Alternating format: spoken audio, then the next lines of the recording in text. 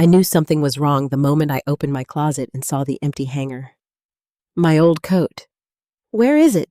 I asked. Emily didn't even look up from her phone. "Oh, that thing, I sold it. It was just taking up space, just like that. Like 40 years of memories meant nothing." But 3 days later, my phone rang. A stranger's voice whispered, "Mrs. Morrison, I think you need to see what I found inside your coat." There were letters, war letters, and they're about your father. My hands started shaking. Because whatever was hidden in that coat was never meant for me to find. If you've ever lost something that meant the world to you, I'd love to hear your story. Go ahead and like this video, subscribe if you want to follow what happens next, and tell me where you're watching from and what time it is for you right now. I read every comment, and sometimes your stories matter more than you think. I used to think the hardest part of growing old was losing people. I was wrong. The hardest part is realizing you're still here, but no one sees you anymore. After my husband Thomas passed away 3 years ago, the house we had built together felt too quiet, too large, too full of memories that echoed louder with every passing night. Michael insisted I move in with him and his wife Emily. "It'll be better for you, Mom," he said. "You won't be alone." At the time, I believed him. Their home in Ohio was beautiful, modern, clean, everything in its place. But from the moment I carried my 2 suitcases through that front door, I felt like something didn't quite fit, like a piece of furniture that didn't belong in the room but was kept anyway out of obligation. Emily greeted me with a polite smile that never quite reached her eyes. "Hi, Jacqueline," she said, not Mom, not anything warmer. Just my name, like we were acquaintances forced into the same space. Michael hugged me quick and tight, the way you hug someone when you're already thinking about something else. "You'll love it here," he said. I wanted to. God, I wanted to. The first few weeks I told myself I was imagining things, the way Emily would sigh softly when I entered a room, or how she would reorganize the kitchen cabinets after I put things away as if my touch left something out of place. Little things, harmless things. But little things have a way of piling up. One afternoon, I folded my laundry and placed it neatly in the dresser Michael had set up for me. The next morning, I opened the drawer and found everything rearranged, my sweaters stacked differently, my scarves folded into tighter, unfamiliar shapes. "Oh, I just fixed it," Emily said when I asked. It looked cluttered. Cluttered. It was the first time I felt that quiet sting in my chest. Not anger, not yet, just something smaller, like I had been gently corrected, like a child. I told myself not to overreact, but then there were other things. My favorite mug disappeared, the one with the faded blue flowers Thomas had given me years ago. When I asked, Emily shrugged. It was chipped. I threw it out. "You shouldn't be using broken things anyway." Broken things. I didn't tell her that the crack in that mug had happened the morning Thomas dropped it while laughing at one of his own terrible jokes. I didn't tell her that I had kept it because it reminded me of the sound of his laughter filling our kitchen. Some memories don't need to make sense to anyone else. They just need to exist. Michael didn't notice any of it, or maybe he chose not to. Every time I tried to bring something up, he would rub his temples and say, "Mom, Emily's just trying to help. She likes things organized." Organized. That word again. It became clear, slowly but painfully, that Emily's version of organized didn't include me, or at least not the parts of me that carried history's sentiment weight. She liked things clean, simple, replaceable, and I was none of those things. One evening, I sat in the living room watching an old black and white movie, the volume low. Emily walked in, paused, and frowned slightly. "You know, Jacqueline, you don't have to hold on to all these old things," she said. "Sometimes it's better to let go and make space for something new." I looked at her, really looked at her, trying to understand where she was coming from. "Some things aren't meant to be replaced," I said quietly. She gave a small, dismissive smile. "Everything is replaceable." That was the moment I realized we weren't just different. We lived in completely different worlds. In hers, objects had value only if they served a purpose in the present. In mine, they carried the past. They held stories, moments, pieces of people who were no longer here.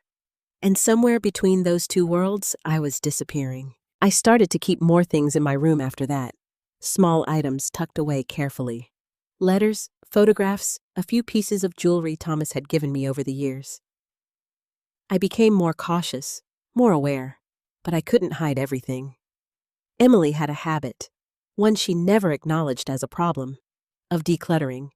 It usually happened on weekends. She would move through the house with quiet determination, collecting items she deemed unnecessary.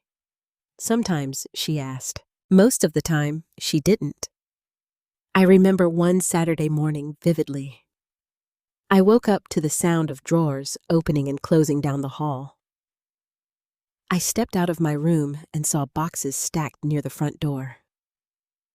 "What's all this?" I asked. "Garage sale," Emily said brightly. "We're clearing out things we don't need. I glanced at the boxes, my stomach tightening. I recognized a few items: old books, a lamp that used to sit in the guest room, a set of dishes I had brought with me. "I didn't agree to this," I said carefully. Emily waved a hand. "It's just stuff, Jacqueline. You can't keep everything forever." Michael appeared behind her holding a box. "It's a good idea, Mom. Well, make some extra space." Extra space? For what I wanted to ask. For who? But the words stayed stuck in my throat. Instead, I nodded slowly and stepped back into my room, closing the door behind me. That day, I sat on the edge of my bed, looking around at the few things I had left, and felt something shift inside me. Something quiet, but undeniable. It wasn't just about the objects. It was about control. About being seen. About whether I still had a place in this house, or if I was just a temporary guest waiting to be phased out. I didn't know then that the most important thing I owned, the one thing I never thought to protect, was already slipping through my fingers. And when I finally realized it, it would already be gone. There are some things in life you don't question, not because they're unimportant, but because they feel settled. Certain. Like they've already taken their place in your story, and there's no reason to look any closer. For me, that thing was my father, Robert Hayes. Even now, saying his name brings back the faint smell of tobacco and winter air. He wasn't a man of many words. In fact, most of my memories of him are quiet ones. Him sitting at the kitchen table with a cup of black coffee, or standing by the window staring out at nothing in particular, as if the past were still calling his name. He had served in the war long before I was born. He never spoke about it directly, but it lived in him. You could see it in the way he moved, careful, measured, as if he were always aware of something the rest of us couldn't see. And always there was that coat, a heavy, worn, dark brown coat with deep pockets and a collar that had softened over time. It hung by the door every winter, like it belonged there, as much as the walls themselves. When I was little, I used to slip my hands into its sleeves, pretending I was big enough to fill them. The fabric smelled faintly of cold air, and something older, something I didn't have the words for back then. "Careful with that," he would say, not sharply, but firmly. I never understood why. It was just a coat. At least, that's what I believed. After he passed, I was the one who kept it. My mother had already grown distant from his memory, as if she preferred to leave parts of him behind. But I couldn't. That coat. It was the closest thing I had to him. A piece of something that once felt solid and unchanging. I remember folding it carefully the first time I put it away. I traced the seams with my fingers, noticing how the lining had been stitched more than once, like someone had repaired it by hand. Must have been from the war, I told myself. I never thought to question it further. Years passed. Decades, really. Life moved on the way it always does. Quietly at first, then all at once. I got married. I had Michael. I built a home filled with laughter and routines and small traditions that felt permanent at the time. And the coat, it stayed with me, through every move, every change, every loss. Sometimes on particularly cold days, I would take it out and run my hands over the fabric. I rarely wore it. It was too heavy, too fragile in a way, but I kept it close. It wasn't just clothing. It was memory. It was connection. It was my father in the only form I could still touch. Thomas used to tease me about it. "You've got a whole closet full of coats, Jackie," he would say with a smile. "But that old thing, that's the one you guard like it's gold." I would smile back, brushing it off. Some things aren't about how they look. He understood, even if he didn't say it. That's what made losing him so much harder. After Thomas passed, I found myself holding on to things more tightly. Not out of fear, but out of necessity. When people leave, objects become anchors. They keep you grounded when everything else feels like it's drifting. That coat became one of those anchors. I started keeping it in my room after I moved in with Michael and Emily. Not because I thought they would take it, at least not at first, but because it felt safer that way. Like I needed to protect it, even if I couldn't explain why. I hung it carefully in the back of my closet behind a few newer jackets. Out of sight, but never out of mind. Every now and then, I would check on it, just to make sure it was still there. Still mine. Looking back now, I realized there was something almost instinctive about that habit. Like a quiet voice inside me was trying to say, "Pay attention." But I didn't. Because how could I have known?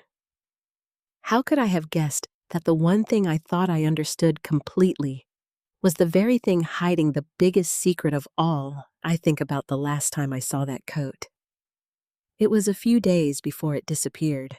I remember opening my closet, reaching past my newer clothes, and touching the sleeve.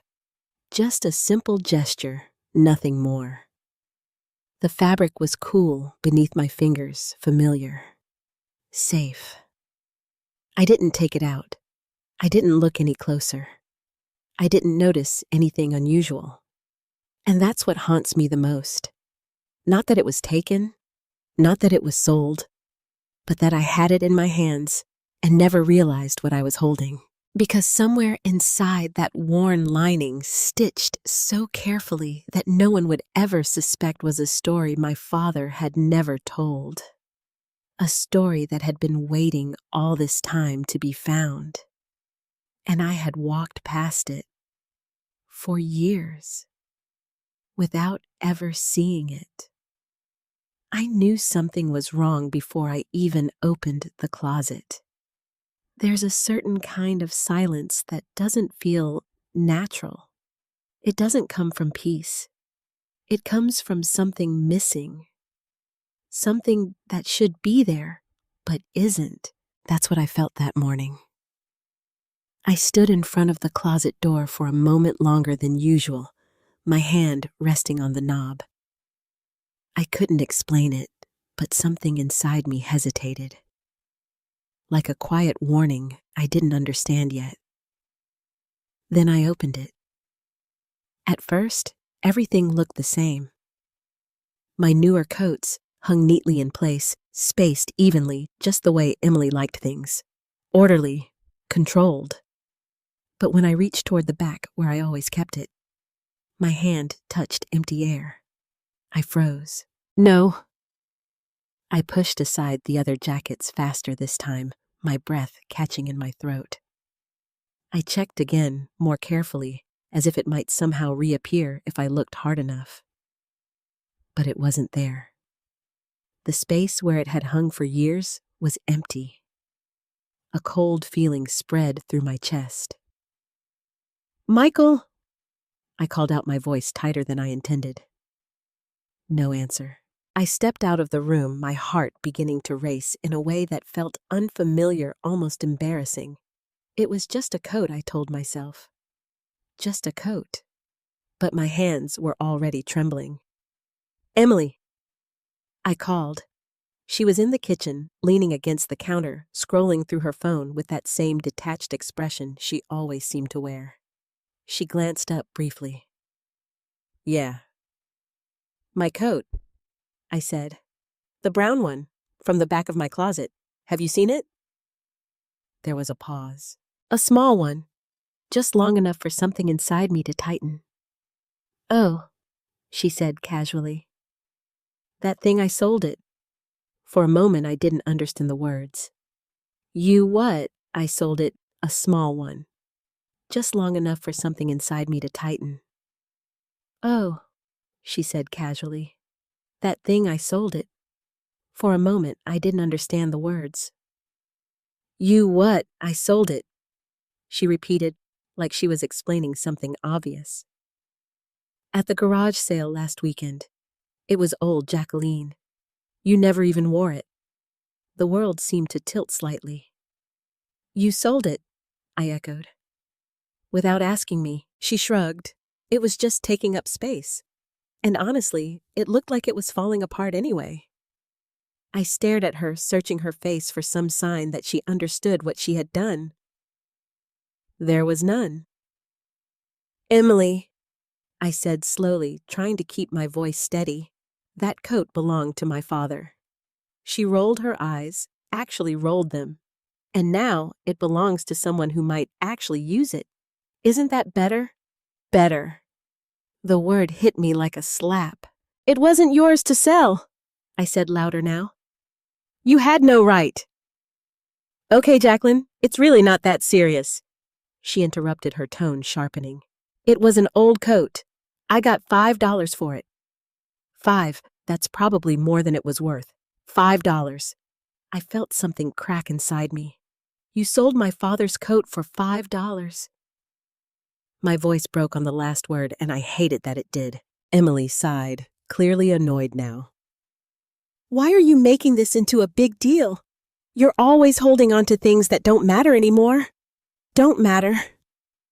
Before I could respond, Michael walked into the kitchen, drawn by the raised voices. "What's going on?" he asked, looking between us. "She sold my coat," I said, turning to him. "The one from Dad. She sold it without even asking me." Michael frowned slightly, but not in the way I needed him to. "Emily," he said. She shrugged again. It was old Michael. "I told you we were clearing things out. It's not like she used it." Michael rubbed the back of his neck, a habit he'd had since he was a teenager when he didn't want to get involved. "Mom," he said carefully, "it's just a coat." Just a coat. There it was again.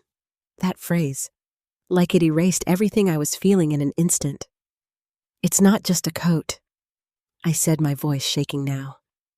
"It's the last thing I have from him." Michael sighed softly.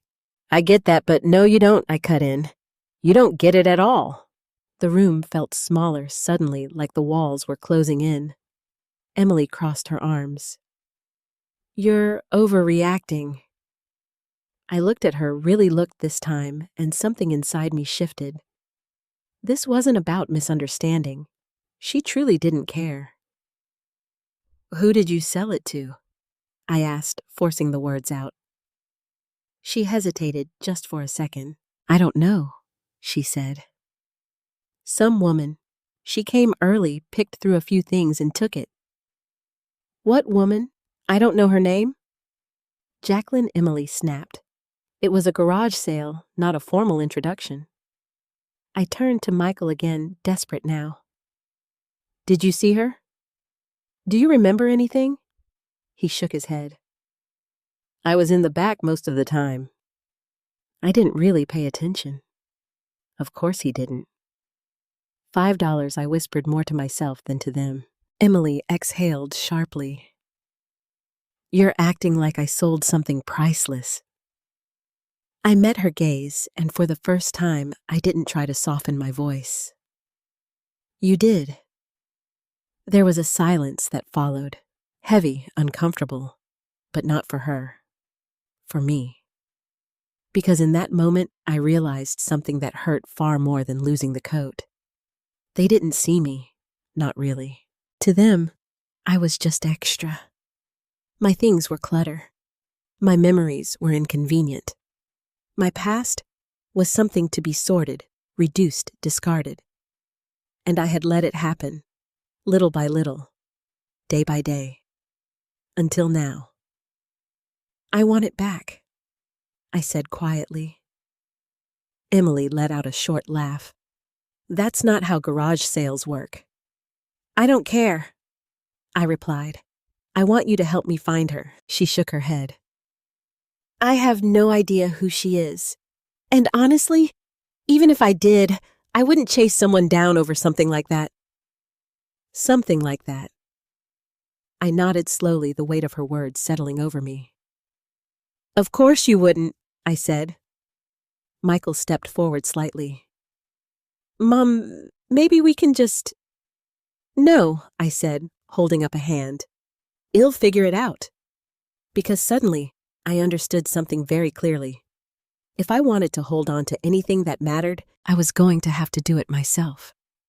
And somewhere out there, in the hands of a stranger, was the one piece of my father I had left. I didn't know who had it. I didn't know where it was. But I knew one thing.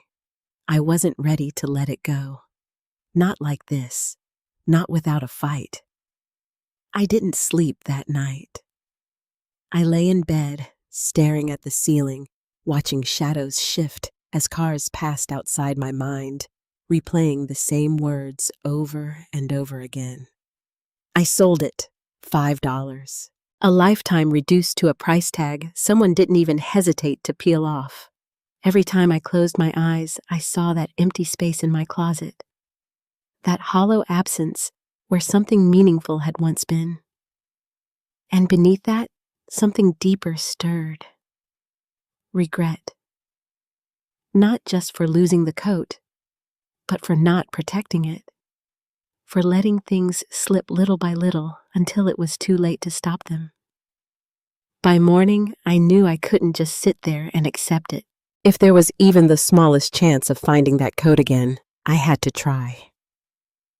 I got dressed early before Michael or Emily woke up and stepped outside into the cool Ohio air. The neighborhood was quiet, the kind of quiet that feels peaceful when your heart isn't racing. But mine was. I walked down the street, knocking on doors, trying to remember which neighbors had come to the garage sale. Faces blurred together in my memory, but I forced myself to keep going. An older man named Mr. Jenkins answered one door, his eyebrows lifting in recognition. Jacqueline, everything all right? I'm looking for someone, I said. A woman who bought a coat at the garage sale last weekend. Brownell. An older man named Mr. Jenkins answered one door, his eyebrows lifting in recognition. Jacqueline, everything all right? I'm looking for someone, I said. A woman who bought a coat at the garage sale last weekend. Brown old, it belonged to my father. He frowned slightly. I remember a woman, yeah. Mid-60s maybe. Short gray hair. She bought a few things. Do you know her name? He shook his head. No, but I think she mentioned she was from a few streets over. Maybe Maple Drive? Not sure. Maple Drive. It wasn't much, but it was something. Thank you, I said, trying to keep the urgency out of my voice. He gave me a sympathetic look. Hope you find it. So did I. I spent the rest of the morning walking up and down Maple Drive, scanning houses, watching for any sign that felt familiar. It was a long shot, I knew that, but I couldn't stop. Every house I passed, I imagined the coat inside, folded neatly somewhere, forgotten, or worse, discarded. The thought made my chest tighten. By noon, my legs ached, and my hope had started to thin.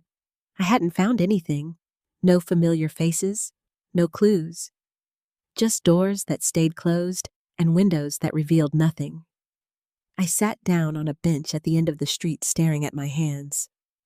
What was I even expecting? That someone would recognize me? That the coat would somehow find its way back on its own? It felt foolish. And yet, I couldn't let it go. Because it wasn't just about the coat anymore. It was about something deeper. Something I hadn't fully understood until now. That coat was proof that my past mattered. That my father had existed beyond the fragments people chose to remember. And if I let it disappear without a fight, what else would I lose next? The thought sent a chill through me. I returned home later that afternoon, exhausted and empty-handed.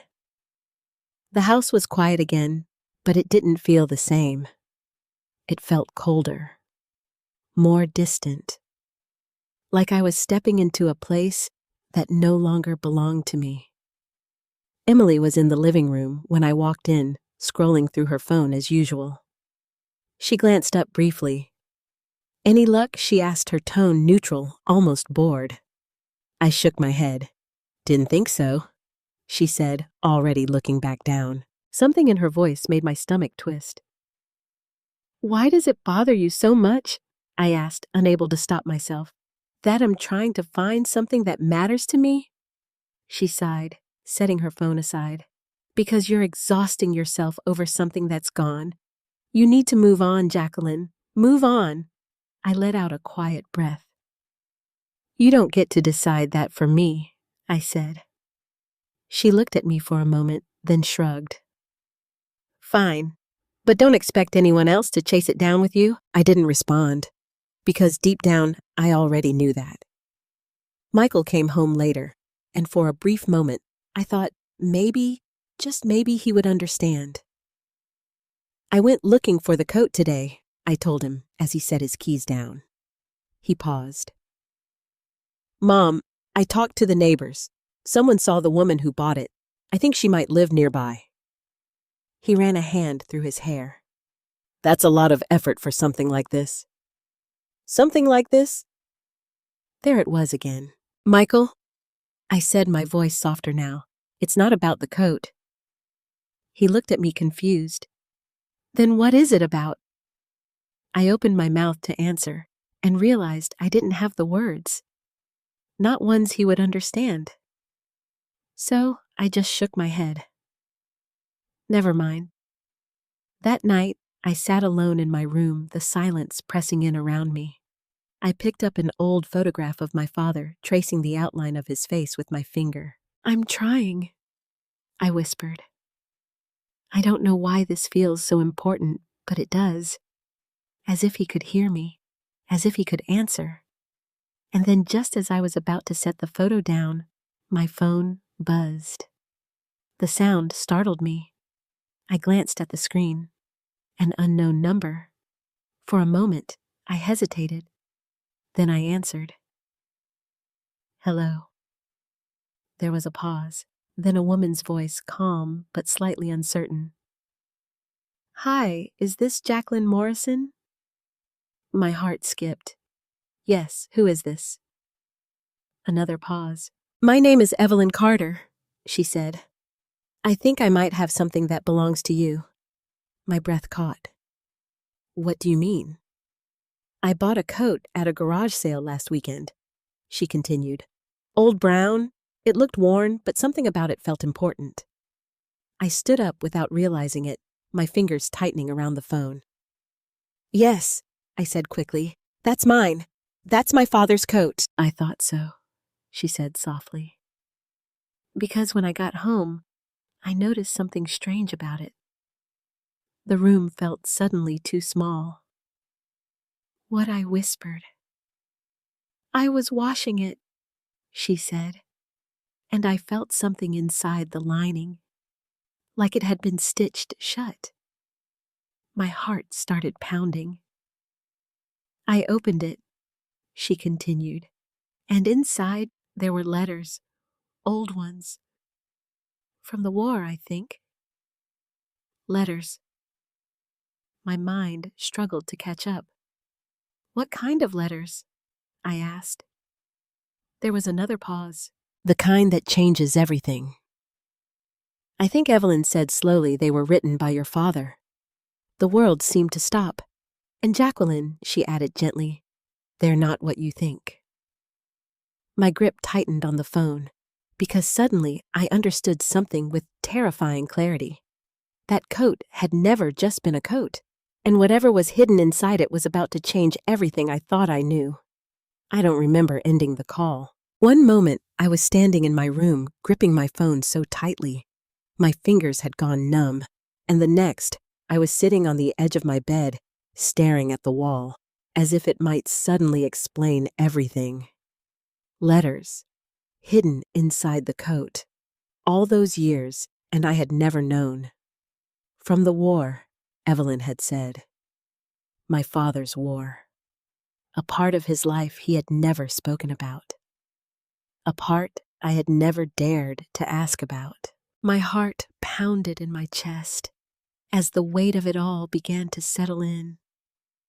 Not just the shock of the discovery, but the realization that something had been there all along, tucked away, just inches from my hands for decades.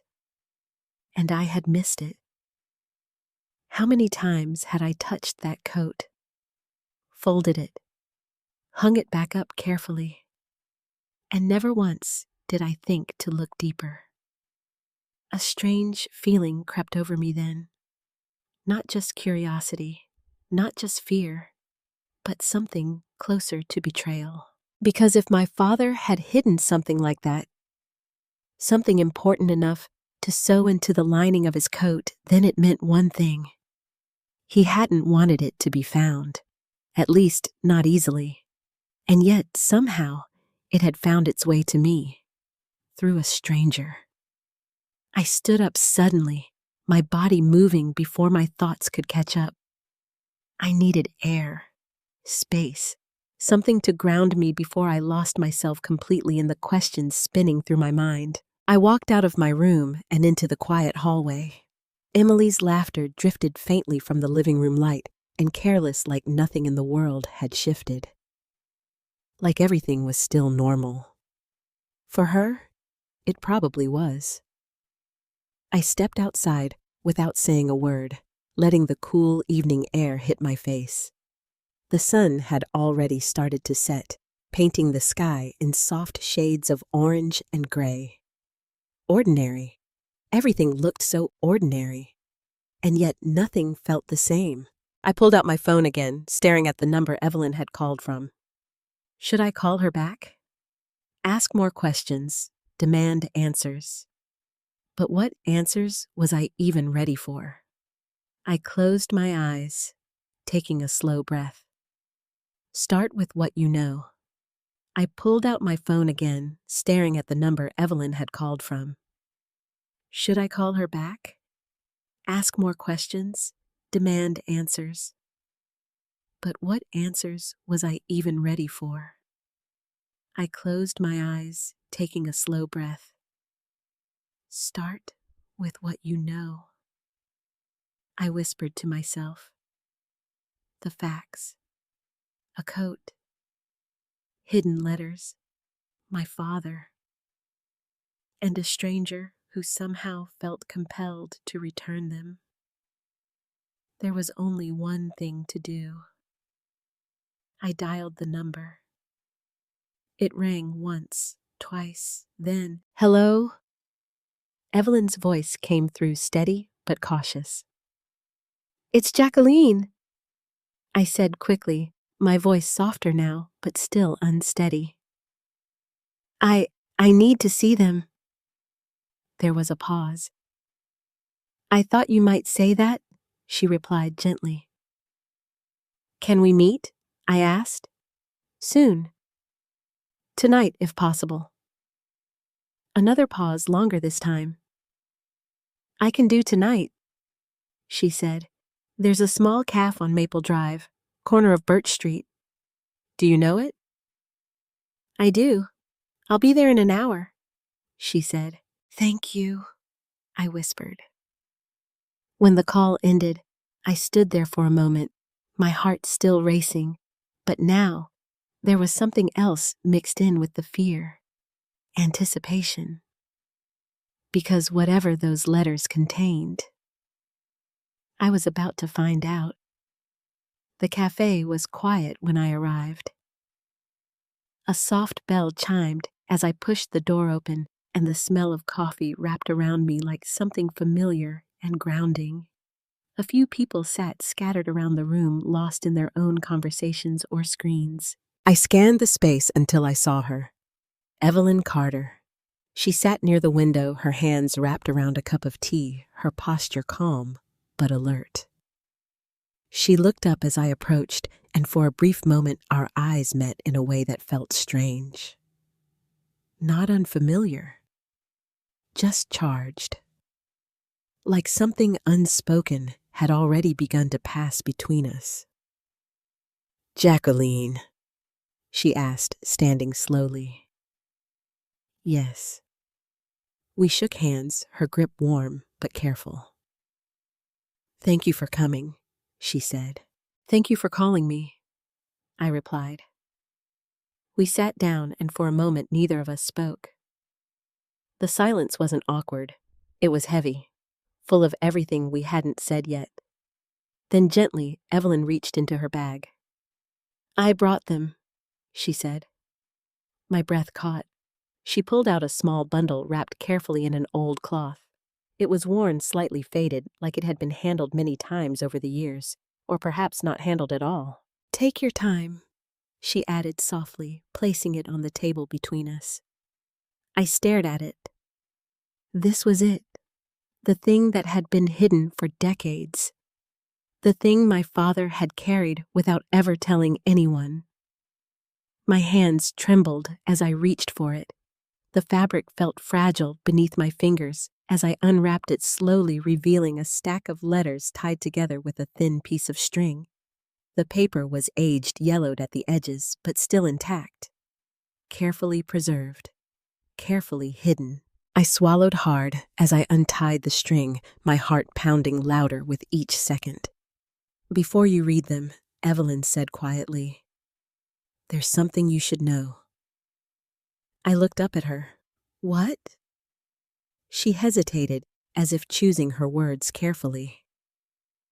"I didn't open all of them," she said, "just enough to understand what they were." "Why not the rest?" I asked. Her gaze held mine. "Because I felt like they weren't mine to read." Something about the way she said it made my chest tighten. Respect, restraint. Two things I hadn't felt from anyone in a long time. "Thank you," I said softly. She nodded. I looked back down at the letters. The first one sat on top, slightly more worn than the others. My fingers hovered over it for a moment. Then I turned it over and froze. Because the handwriting, I knew it instantly. My father's, strong, slightly slanted, careful. The same handwriting I had seen on birthday cards, on notes left on the kitchen table, on the few letters he had written me when I was younger. It was him. There was no doubt. But what made my breath catch was the name written beneath it. Not mine, not my mother's. A different name.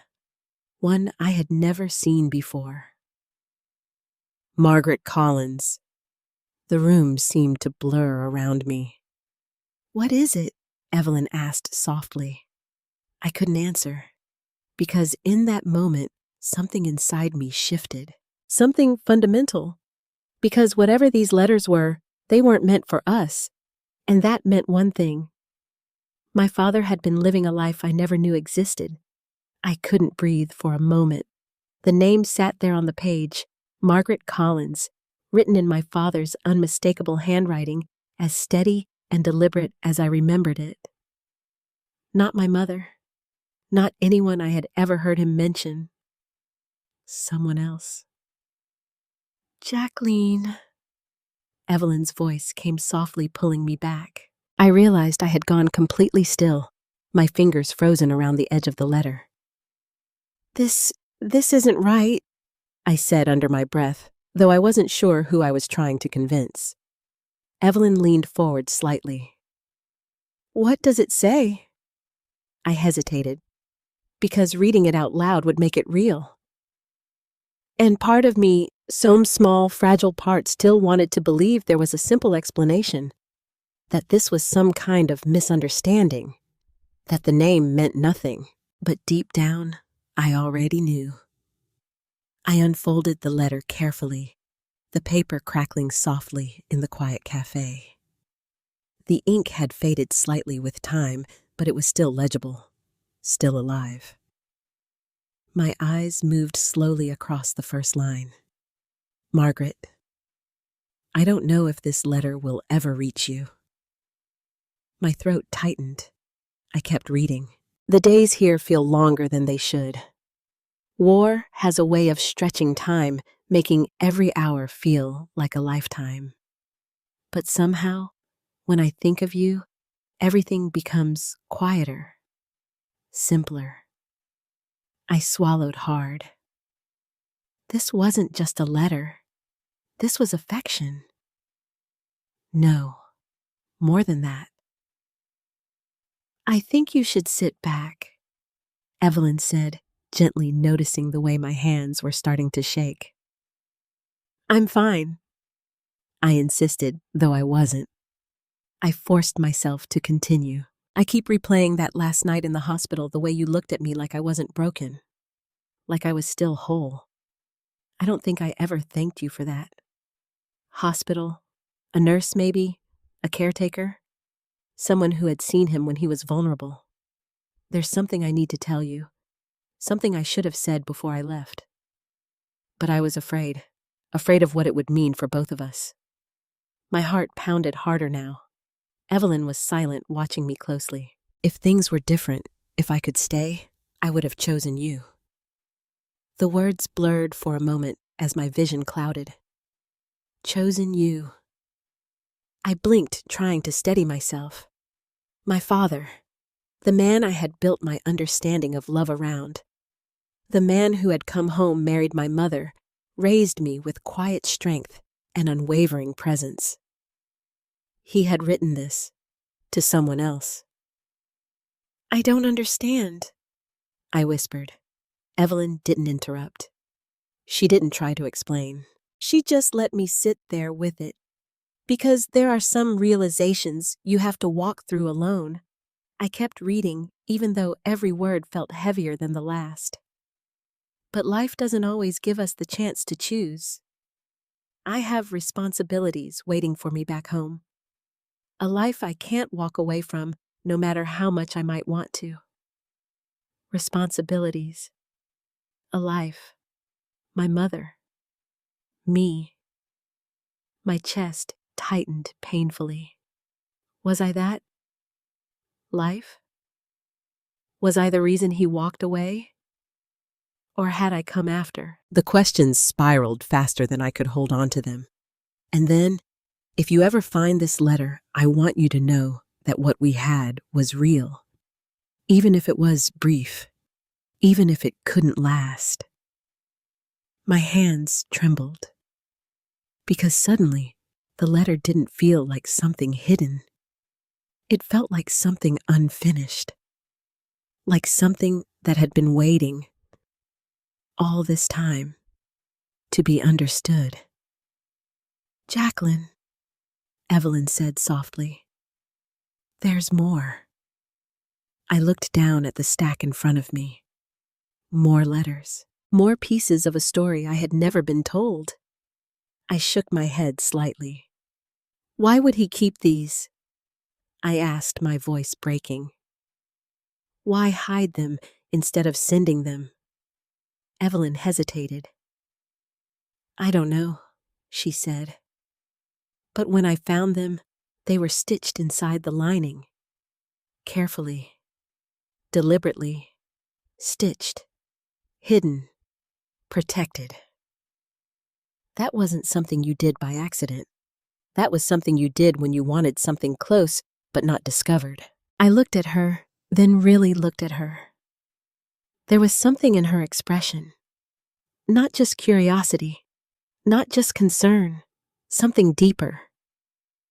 You read more than one, didn't you? I asked quietly.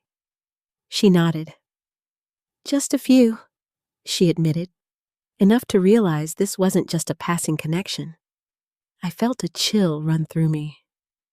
What do you mean? Evelyn took a slow breath as if preparing herself. He wrote to her multiple times, she said. Not just once, and the tone it changes. How I asked.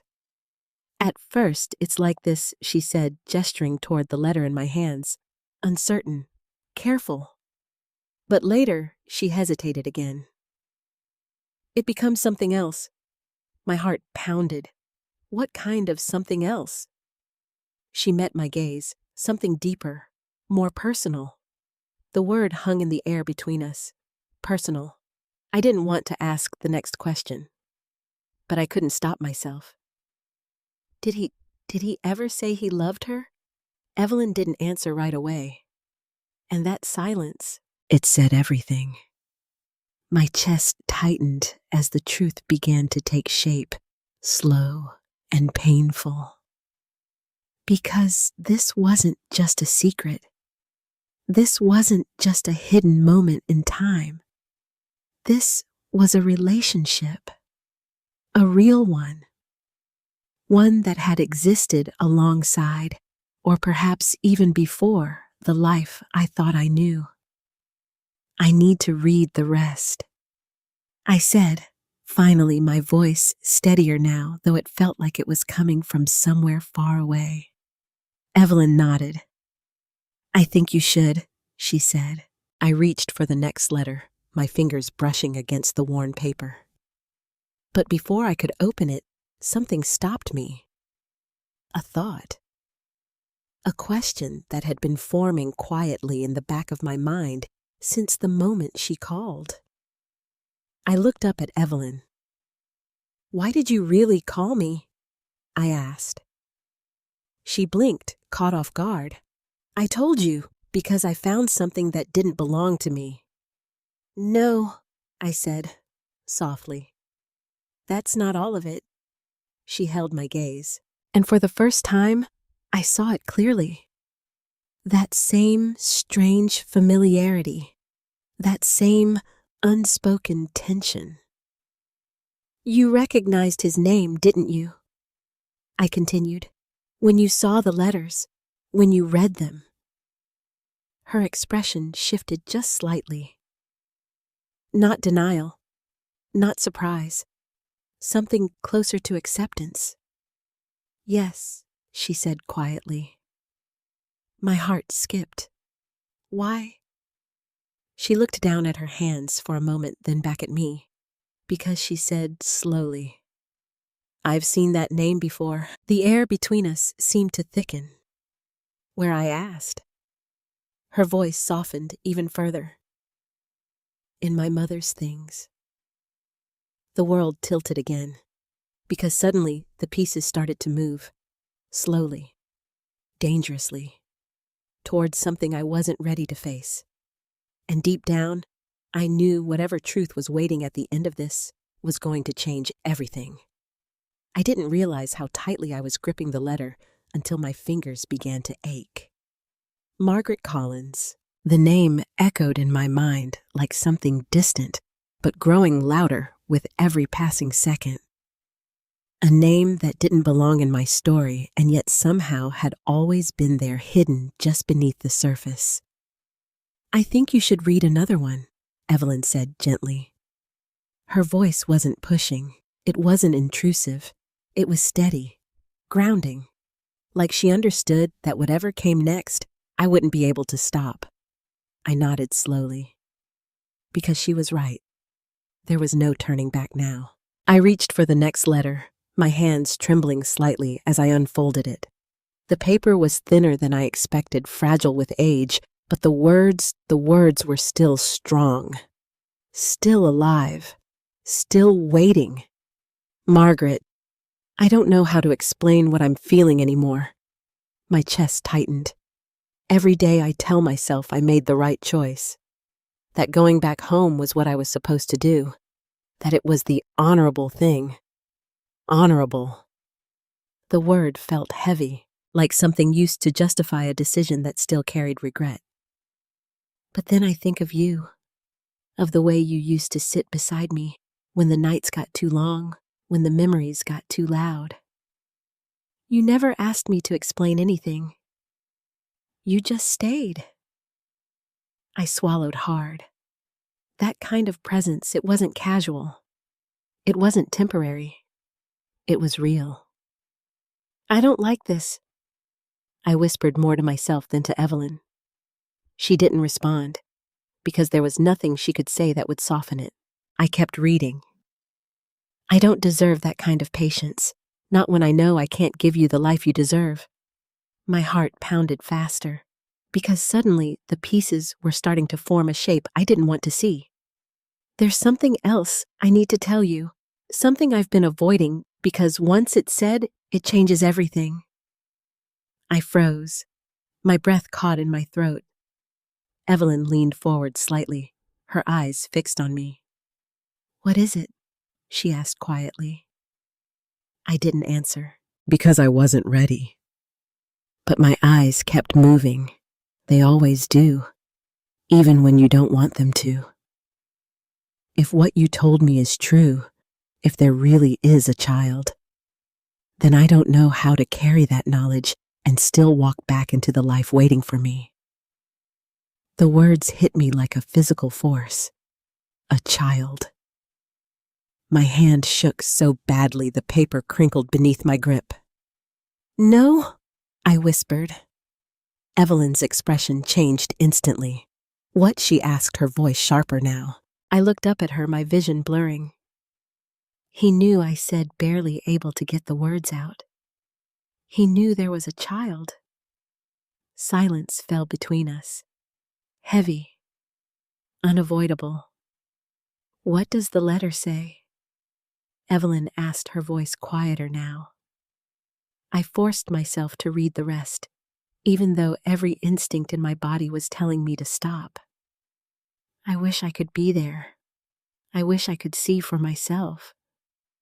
But I've already made my choice, and I have to live with it. My chest tightened painfully. Maybe it's better this way. Maybe it's kinder for everyone involved. Kinder. The word twisted inside me. Kinder for who?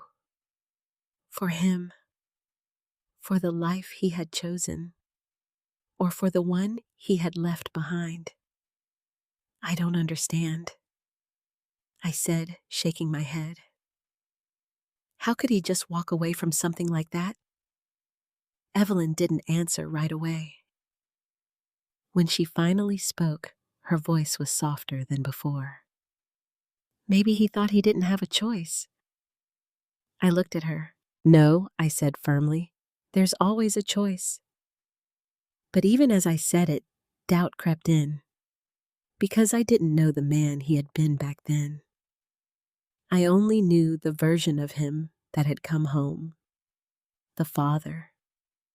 The quiet, steady presence in my life. The man who had taught me right from wrong.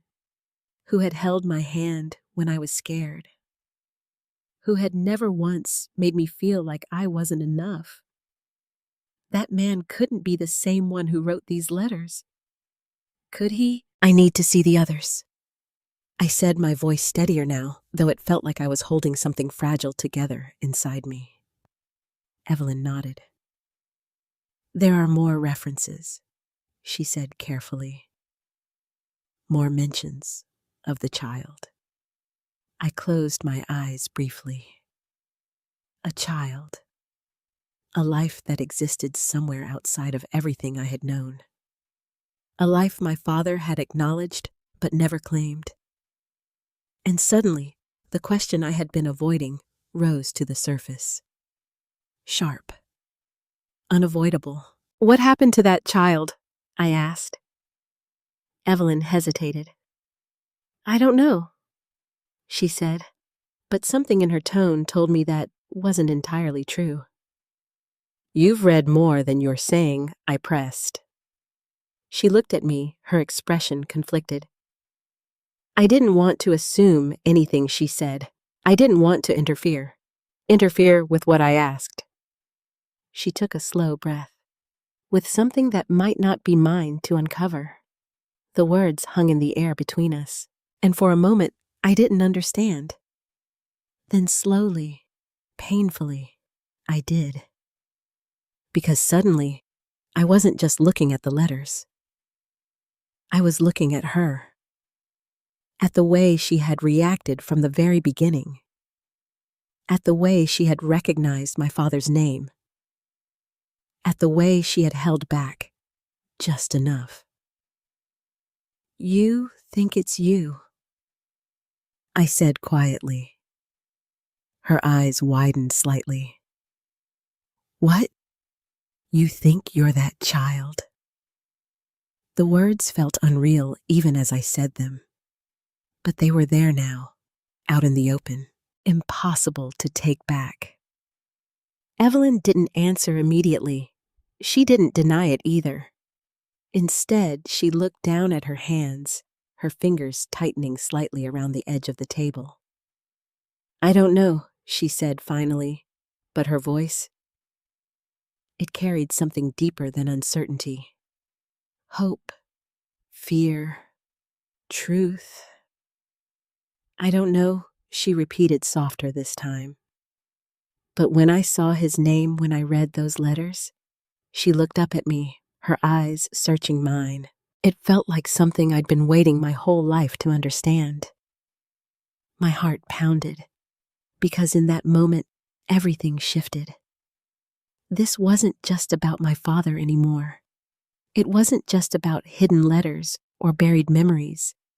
This was about something real, something living, something that had been missing on both sides. And suddenly, the past didn't feel distant anymore. It felt present, close, dangerously close.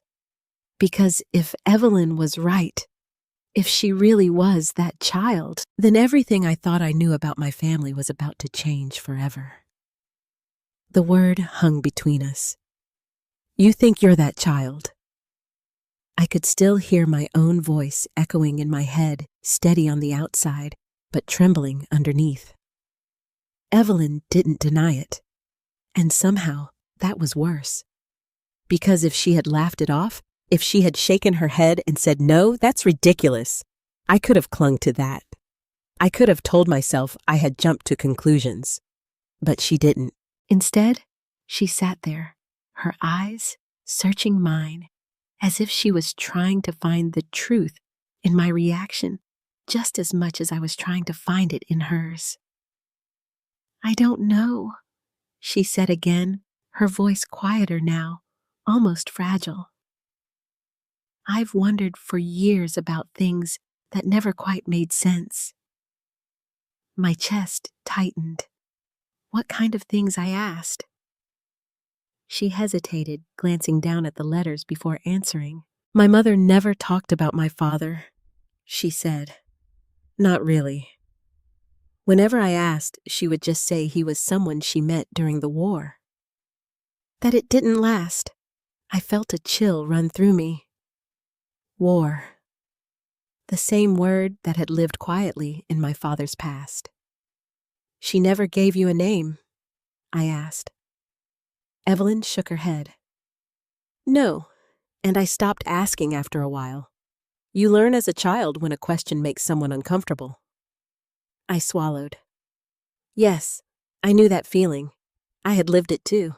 "My father didn't talk about the war either," I said slowly.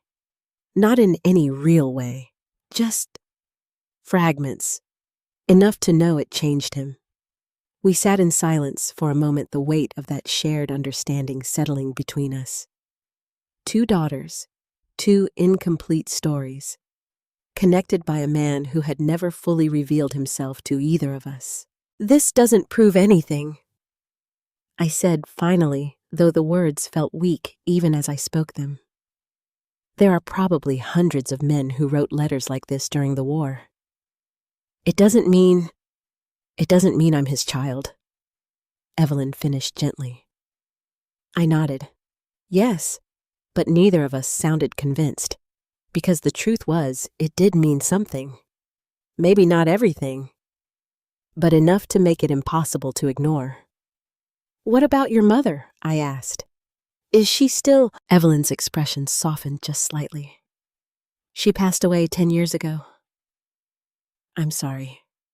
She gave a small nod. Thank you. I hesitated, then asked the question that had been building quietly in my mind. Did she ever keep anything, letters, photos, anything that might connect to him? Evelyn looked down at her hands again, her fingers tracing the edge of her cup. There were a few things, she said slowly. Old photographs, some personal items, but nothing with a name. Nothing I could use to find him. My heart sank slightly. Of course it wouldn't be that simple.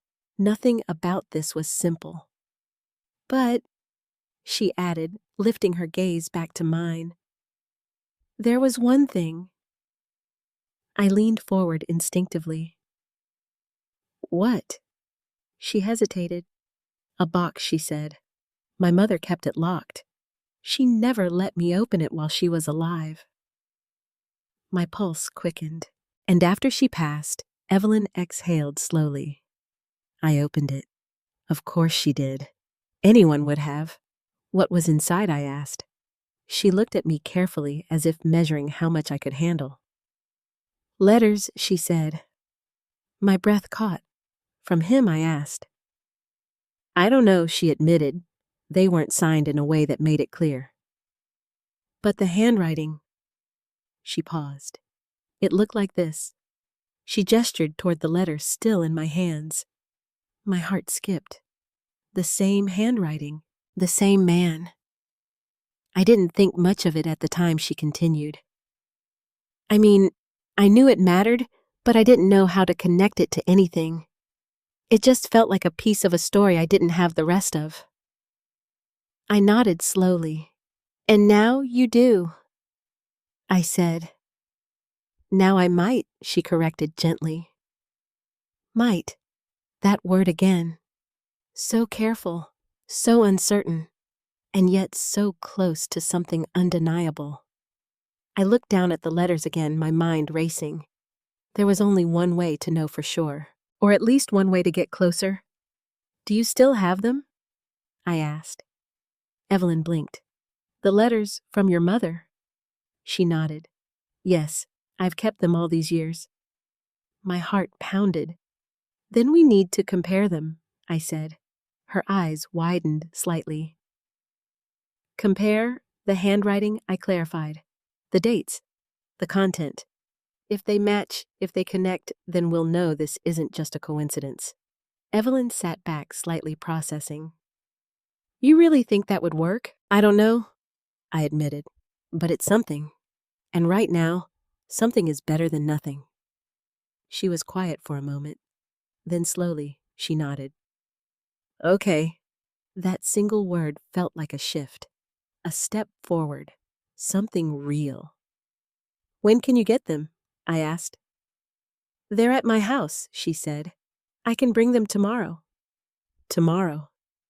It felt both too far away and too close at the same time. Tomorrow, I repeated. We sat there in silence for a moment, the plan settling between us. But beneath it, something else stirred. Something neither of us had said out loud yet. Because even if the letters matched, even if everything lined up, what then? What would it mean for her? For me? For the man we both thought we knew? Jacqueline. Evelyn said softly. I looked up. What if it's true? She asked. What if he really was my father? The question hung in the air, heavy and impossible to ignore. I didn't answer right away. Because I didn't know how. How do you respond to something like that? How do you make space for a truth that rewrites everything you've believed for decades? Finally, I took a slow breath. Then we figure out what to do with it, I said. She studied my face, searching for something. "Does it bother you?" she asked carefully. The question hit deeper than I expected. Did it bother me that my father might have had another child? That there was a part of his life he had kept hidden? That everything I thought I understood might not be complete? Yes, it bothered me, but not in the way I thought it would. I shook my head slowly. "It doesn't make me angry," I said. "Not yet." She frowned slightly. "Not yet. I think I need to understand it first," I explained, "before I decide how to feel about it." That was the truth, because right now I wasn't angry.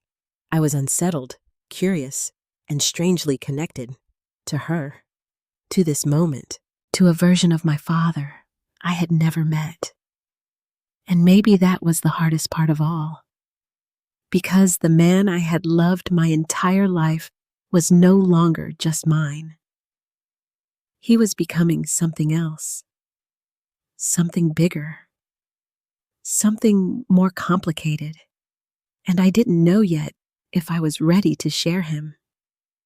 But whether I was ready or not, the truth was already finding its way to the surface.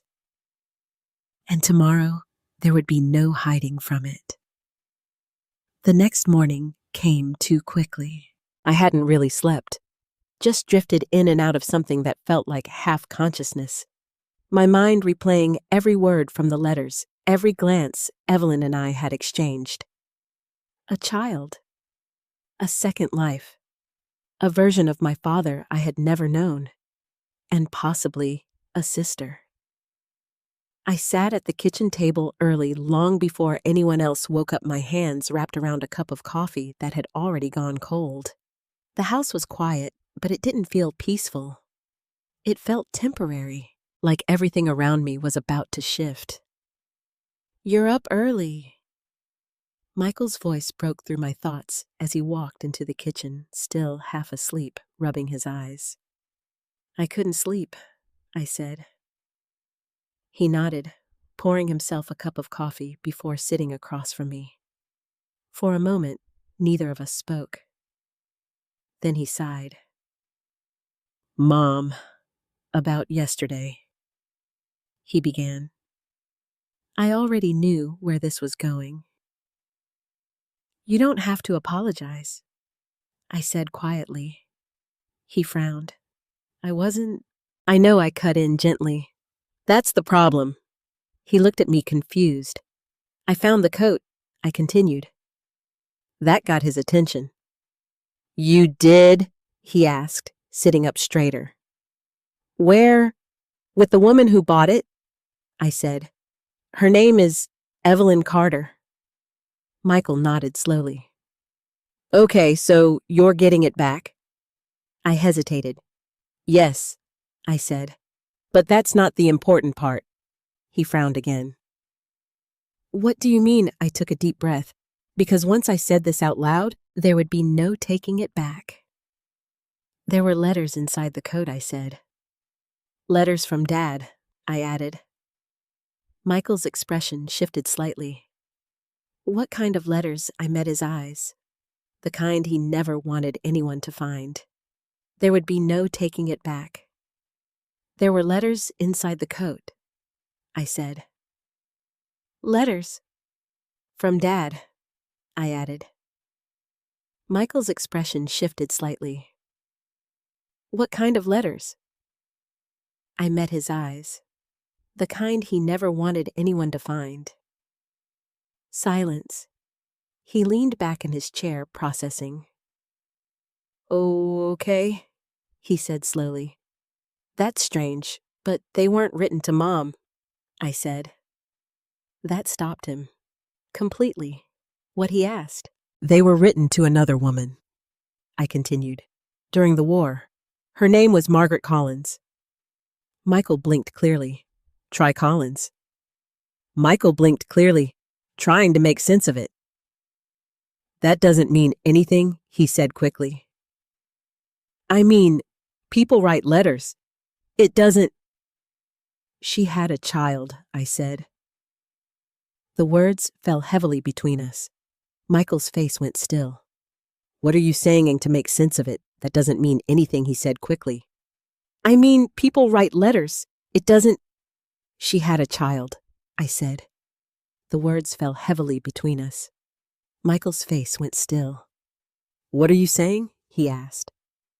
I am saying, I replied, my voice steady now that Dad may have had another child. The room felt like it shrank around us. That's not possible, Michael said immediately. Mom would have known. Would she? I asked quietly. He hesitated, because deep down, he knew the answer. We had both grown up in the same house. We both knew how much had gone unspoken. How do you even know this is real? He asked, grasping for something solid. These letters could be anything. They could be, the woman who bought the coat I interrupted has letters too. Michael frowned. What? From her mother, I explained. Letters that match Dad's handwriting. Letters that talk about the same things. I watched his expression shift again, this time from disbelief to something closer to unease. And you think he started? I don't know what to think, I admitted, but I'm meeting her today. We're going to compare everything. Michael ran a hand through his hair, clearly overwhelmed. This is a lot, he said. Yes, I agreed. He looked at me searching. What if it's not true? He asked. Then we walk away, I said, and nothing changes. And if it is, he pressed. I held his gaze. Then everything does. Silence filled the space between us again. This time heavier, more final. I don't like this, he said after a moment. I didn't ask you to, I replied softly. He exhaled sharply. I don't want you getting hurt over something that might not even be real. I almost laughed. Hurt, I was already past that. This isn't about avoiding hurt, I said. It's about facing the truth. He didn't respond, because there was nothing left to say. Evelyn's house was small but warm. It sat at the end of a quiet street, surrounded by trees that swayed gently in the afternoon breeze. It looked like the kind of place where stories lived quietly, where memories were kept, not displayed. She opened the door before I could knock. I was hoping you'd come early, she said, stepping aside to let me in. I didn't want to wait, I admitted. She nodded. Neither did I. The inside of her home felt lived in, but not cluttered. There were photographs on the walls, most of them of her mother, I assumed. A few of Evelyn at different ages, but no man, no father. I noticed it immediately. Come sit, she said, leading me to a small table in the living room. The box was already there, locked, just like she had described. That's it, she said softly. I stared at it. Something about it felt significant, like opening it wouldn't just reveal answers, it would confirm them. Do you want me to open it? She asked. I shook my head. No, I said. I think you should. She hesitated for a moment, then reached for the key, her hands steady but deliberate. The lock clicked open with a soft sound that felt louder than it should have. Final. She lifted the lid slowly. Inside, there were letters, dozens of them, carefully tied just like the ones from the coat. My heart started pounding again. Let's compare, I said. We moved closer, placing my father's letters beside the ones from the box. At first, it was just small things, the way certain letters curved, the spacing between words, the pressure of the pen on the paper. But the longer we looked, the clearer it became. They're the same, Evelyn whispered. I nodded. Yes, there was no denying it now. The handwriting matched perfectly. Every detail, every stroke, every pause. My father had written both sets of letters to two different lives, two different futures, One he had chosen, and one he had left behind. My chest tightened as the reality settled in. He never stopped writing.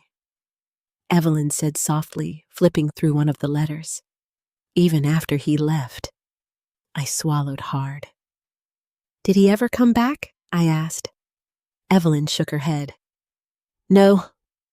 Silence fell again. But this time, it wasn't empty. It was full of truth, full of history, full of everything we had just uncovered. And then slowly, Evelyn reached for one of the letters at the bottom of the box. This one, she said. You need to read this one. I took it carefully, my fingers brushing against hers for just a moment. A strange feeling passed between us. Not unfamiliar, not distant, something closer to connection.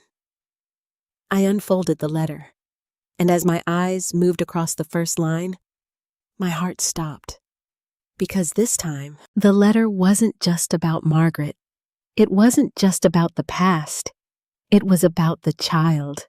And what my father had done next was something I had never imagined. My fingers trembled as I held the letter. Something about Evelyn's tone, you need to read this one, had settled deep in my chest before I even unfolded the page. It wasn't curiosity anymore. It was dread. Because whatever was written here, it wasn't going to be small. It wasn't going to be easy. I slowly opened the letter, the paper softer than the others, more worn at the edges, as if it had been read many times before. My eyes found the first line, and everything inside me went still. Margaret, I've been carrying this weight longer than I thought I could. I swallowed. My heart was already racing. When I left, I told myself it was temporary, that I would find a way to come back, that I would make things right. I felt my breath catch, but life didn't wait for me to decide. A strange tightness built in my chest, because I already knew where this was going, or at least I thought I did. But I was wrong, so very wrong. I need you to understand something. I didn't choose to disappear. I was forced to stay. I froze. What I whispered under my breath. Evelyn leaned closer. What does it say? I shook my head slightly, my eyes still locked on the page. I thought he left, I said quietly. But he's saying something else. I kept reading. After I returned home, I tried to write again. I tried to reach you, but every letter I sent came back. Undelivered. My fingers tightened around the paper. Undelivered. I later found out why. A cold chill ran down my spine. Margaret, I don't know how to say this without breaking something inside you, but your father came to see me. Evelyn inhaled sharply. What? She said almost at the same time as me. My voice felt distant as I read the next line. He made it very clear that I was not to contact you again. Not for my sake, but for yours. The room felt smaller. He wasn't the one who walked away. He had been pushed away. He said you deserved a stable life. A life without scandal, without uncertainty. And if I truly cared about you, I would stay out of it. My heart pounded harder, because suddenly everything I thought I knew about this story began to unravel. I don't understand, Evelyn whispered. Neither did I. Not yet, but I kept reading. At first, I refused. I told him I had a right to know my own child, that I wouldn't walk away from that. A sharp breath escaped my lips. My own child. Breath escaped my lips. My own child. Here it was. Clear, Undeniable. But he didn't argue. He didn't raise his voice. He just told me something I can't forget. I could barely hold the letter steady now. He told me that if I came back, if I tried to be part of your life, here it was. Clear. Undeniable. But he didn't argue. He didn't raise his voice. He just told me something I can't forget. I could barely hold the letter steady now. He told me that if I came back, if I tried to be part of your life, it would destroy everything Margaret had built. My chest tightened painfully. He said she had already chosen a path, a respectable one, and my presence would undo it. I shook my head slowly. No. Because now the story wasn't what I had feared. It was something else entirely, something heavier, something crueler. I don't know if he was right. I don't know if I made the right choice, but I couldn't risk hurting you or her. My vision blurred, because this wasn't abandonment. This was sacrifice, or at least it was meant to be, so I stayed away. Not because I didn't care, but because I cared too much. Tears slipped down my cheeks before I even realized they had formed. I was wrong, I whispered. Evelyn's voice came gently. About what I thought he left, I said. I thought he chose another life. I looked up at her, but he didn't. She stared at me, her eyes searching. What do you mean? I handed her the letter. Read it, I said. She took it carefully, her hands steady, but her expression tense. I watched her as her eyes moved across the page, the shift happening slowly. First confusion, then disbelief, then something deeper. Something that mirrored what I had just felt. He tried, she said quietly. I nodded. He tried. We sat in silence for a moment, both of us absorbing what that meant. Because everything had changed. Not just the facts, but the meaning behind them. My father hadn't abandoned a child. He had been kept away from one, and that difference, it mattered more than I could put into words. But then, why hide the letters, Evelyn asked after a moment. Why keep them sewn into the coat? It was a good question, one I hadn't fully answered yet. But as I looked down at the stack in front of us, something began to form. Because he couldn't let go, I said slowly. Evelyn looked at me. He couldn't send them, I continued. He couldn't reach her, but he also couldn't throw them away. I touched the edge of one of the letters gently. So H.E. kept them close, hidden, but not gone. He couldn't send them, I continued. He couldn't reach her, but he also couldn't throw them away. I touched the edge of one of the letters gently, so he kept them close, hidden, but not gone. Evelyn's eyes softened.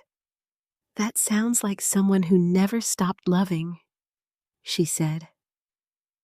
I nodded. Yes. And suddenly, a memory surfaced. Something small.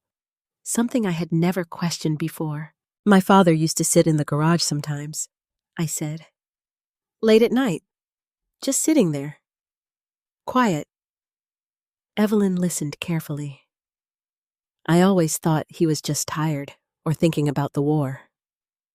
I let out a slow breath. But maybe he was thinking about this. About her. About the child he never got to know. About the life he had been forced to leave behind. The thought hit me harder than I expected, because for the first time I saw him differently, not as the man who had hidden something, but as the man who had carried something for years. Alone, Jacqueline Evelyn said softly. I looked up.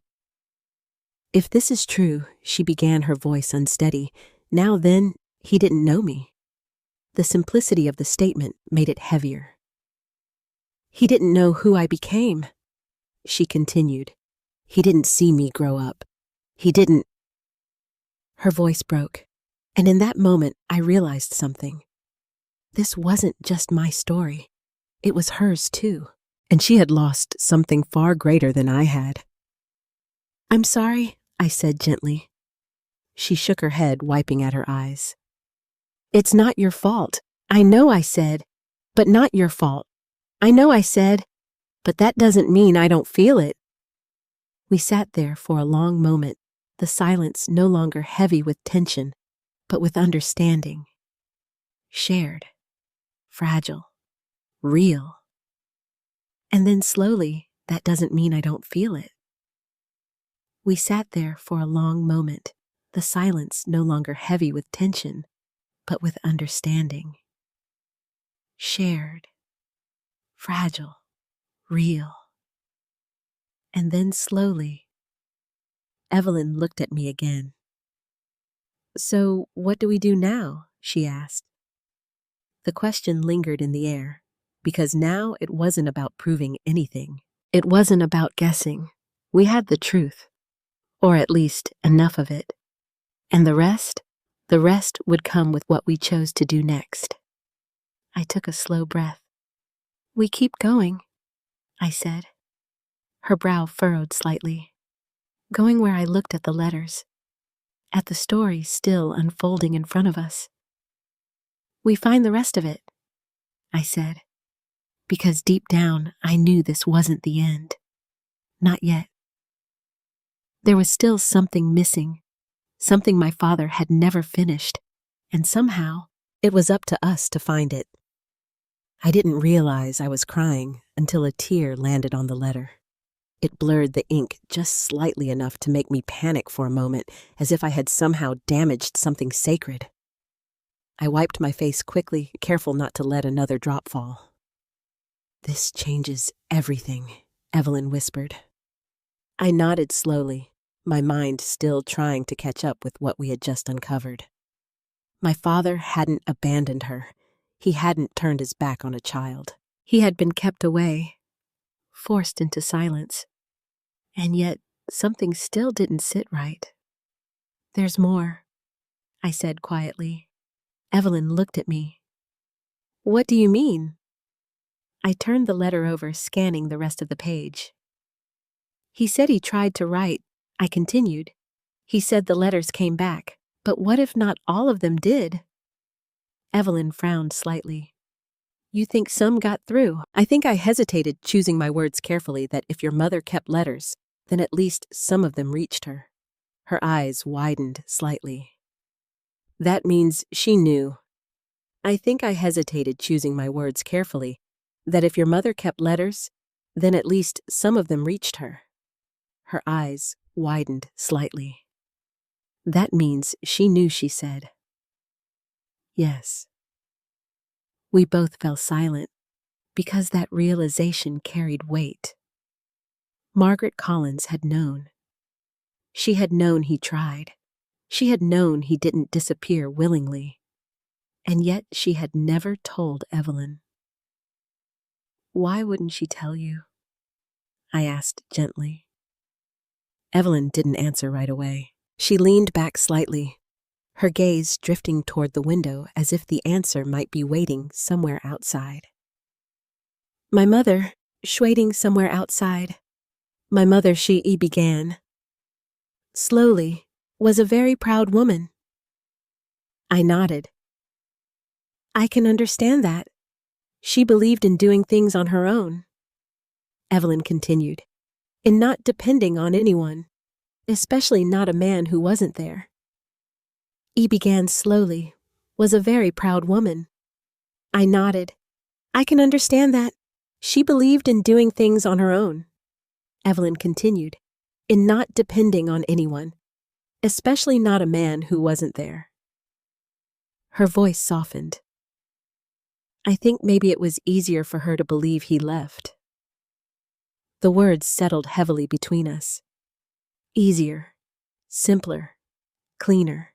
Because the truth was complicated, messy, painful, and maybe she didn't want you to feel like you were missing something, I added. Evelyn gave a small, sad smile. Yes, she said. That sounds like her. I looked down at the letters again, my fingers brushing lightly over the worn edges. So she protected you, I said. Evelyn nodded slowly. And he tried to reach you, I added. Yes. And somewhere in between, I paused, feeling the weight of it. The truth got lost. We sat in silence again, but this time it felt different. Not heavy, not suffocating, just quiet. Like we were finally beginning to understand something that had been hidden for far too long. Then Evelyn reached into the box again.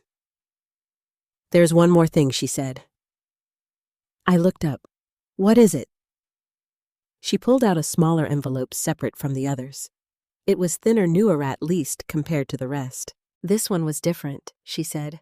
It wasn't tied with the others. It was just there. My heart skipped. Did you read it? I asked. She shook her head. No, I wanted to wait. I stared at the envelope. Something about it felt important, different, like it didn't belong to the past in the same way the others did. Open it, I said softly. Evelyn hesitated for just a moment, then slid her finger carefully under the flap. The paper opened with a soft sound. She pulled out the letter inside and unfolded it slowly.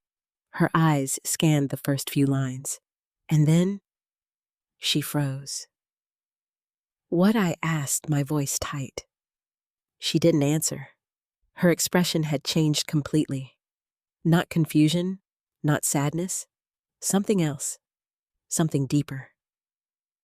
What is it? I asked again. She looked up at me, and for the first time since I had met her, I saw fear. This isn't from him, she said. My heart dropped. Then who is it from? She swallowed. It's from my mother. The room seemed to shift. Read it, I said. Her hands trembled slightly as she looked back down at the page. My dearest Evelyn, she began, her voice soft but unsteady. I felt my breath catch. If you are reading this, it means I am no longer here to explain things myself. A chill ran through me. This wasn't just a letter. It was a confession. A part of your life has always been hidden from you. Not because I didn't trust you, but because I wanted to protect you. Evelyn's voice wavered slightly, but she kept going. The man you never knew, the one I told you so little about, was not who you think he was. My chest tightened. He did not leave us. Evelyn's voice broke on the last word. I closed my eyes briefly. There it was. Confirmed. He tried to come back. He tried to find us, but I made sure he couldn't. My eyes snapped open. What I whispered. Evelyn's hands shook as she continued reading. I told him to stay away. I told him that we didn't need him, that I didn't need him. The room felt like it was closing in again, and when his letters came, I kept them from you. Tears streamed down Evelyn's face now. I didn't know, she whispered. But the letter wasn't finished. I thought I was doing the right thing. I thought I was protecting you from a life of uncertainty, from a man who might come and go. My chest ached, because now the truth was complete, painfully complete. But I see now that I was wrong. Evelyn's voice cracked completely. You deserved to know him, and he deserved to know you. Silence fell as she reached the final line. If you ever find the truth, I hope you can forgive me. The room was still, completely still. Evelyn lowered the letter slowly, her hands shaking uncontrollably now. I spent my whole life thinking he didn't want me, she said, her voice barely audible. I felt tears in my own eyes, and he spent his life thinking he couldn't reach you, I said softly. We looked at each other then, really looked. Not as strangers, not as two people connected by a mystery, but as something else, something real, something undeniable. Two lives shaped by the same absence, two truths finally meeting in the same room. I don't know what to do with this, Evelyn whispered. I took a slow breath. Neither did I, but I knew one thing. We don't carry it alone anymore, I said. Her eyes filled again, but this time, there was something else in them. Not just pain, not just grief, something softer, something beginning. And for the first time since this all began, I felt it too. Not clarity, not closure, but connection.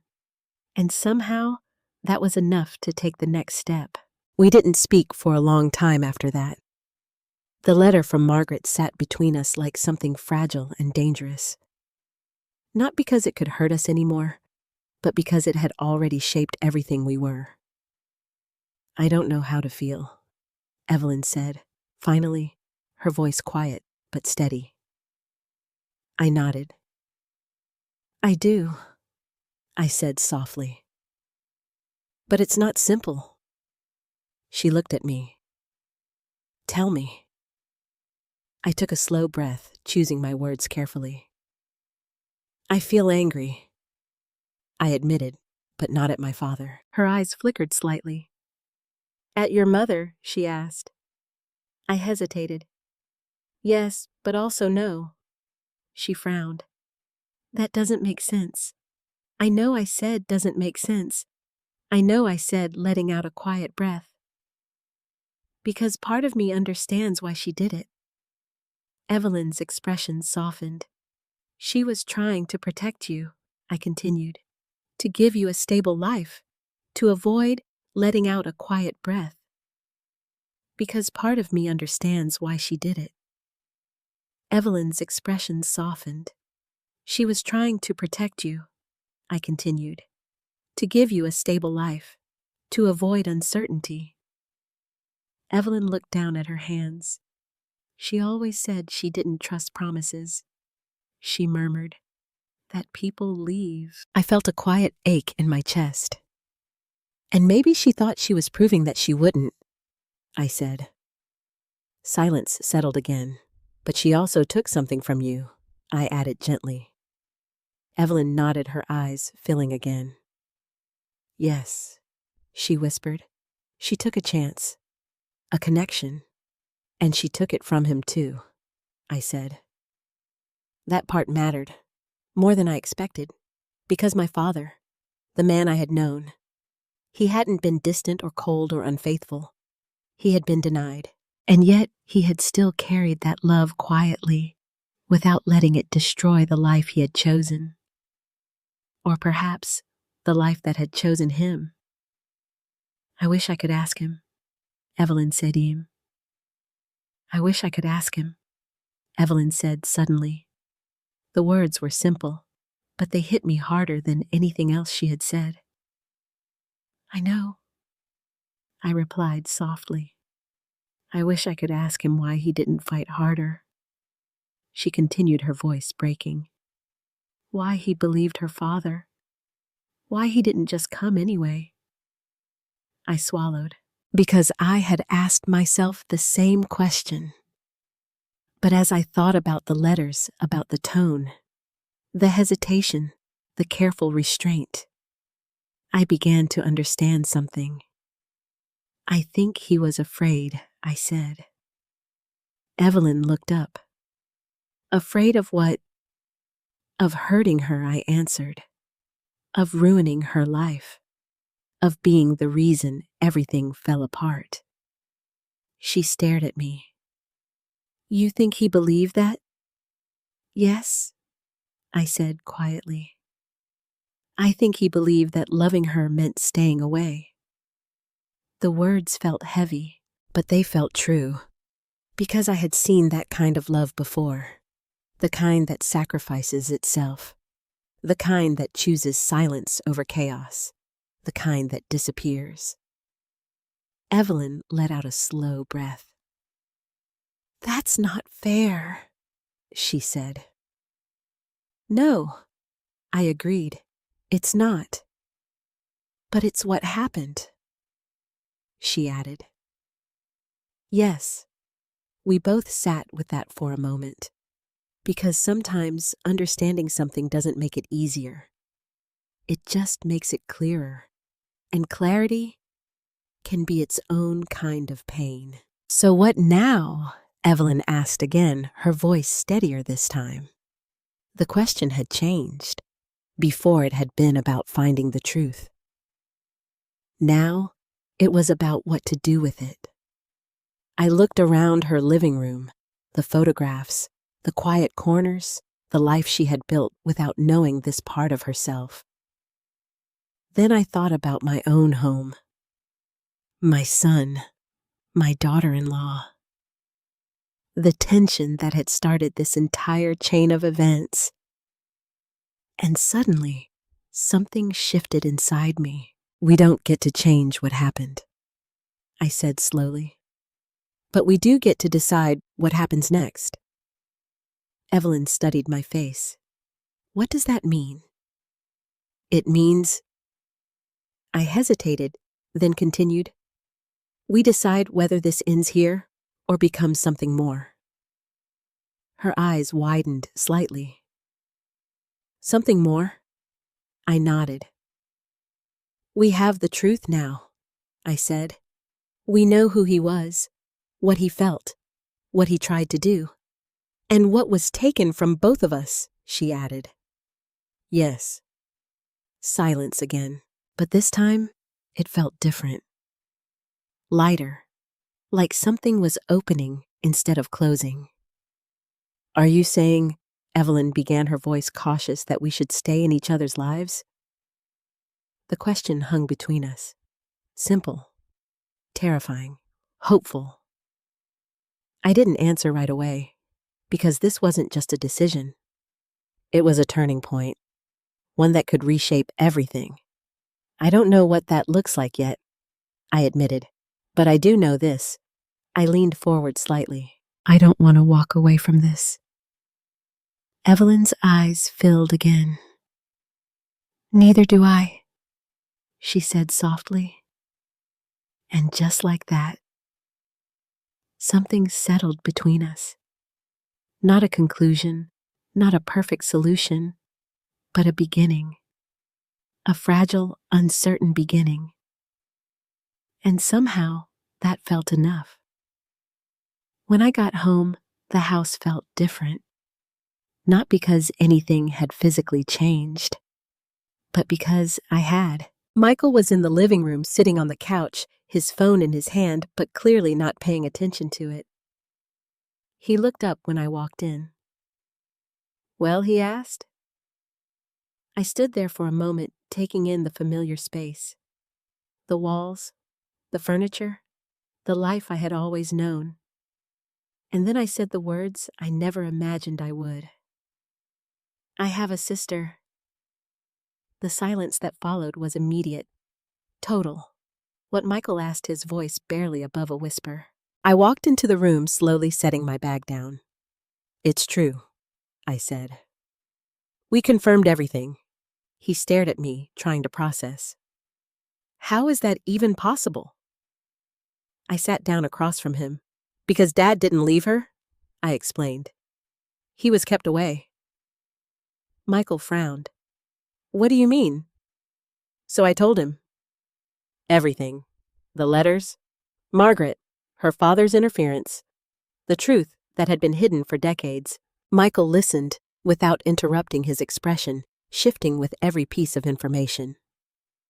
By the time I finished, he looked different, quieter, more thoughtful. "That's a lot." he said finally. Yes. He leaned back, running a hand over his face. So, what happens now? He asked. I thought about Evelyn, about the look in her eyes, about the connection we had both felt. I think I began slowly. We try to build something. Michael raised an eyebrow. Build what? A relationship, I said. He blinked. With her? Yes. He was quiet for a moment. Then he nodded slowly. I guess that makes sense, he said.